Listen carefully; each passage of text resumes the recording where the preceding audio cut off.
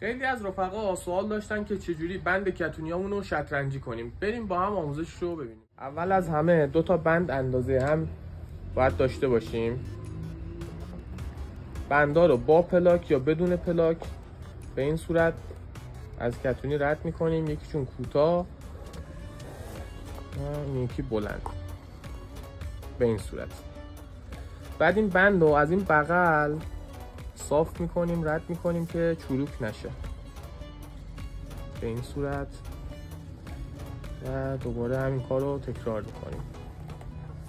هر نبینیمش خرابه هم نبینیم و نه خرابه محسه میکنه و ویلا رو بلشنگار شرابه. بند بعدی رو از این بالا یک کوچولوش رو رد میکنیم و بقیهش به صورت یکی از بالا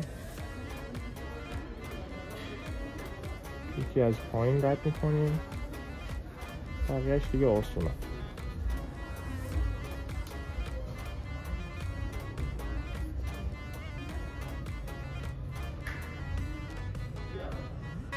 یکی ندارم کلومه و خدایی کشکلومه، یکی ندارم کلومه و خدایی کشکلومه نیسیم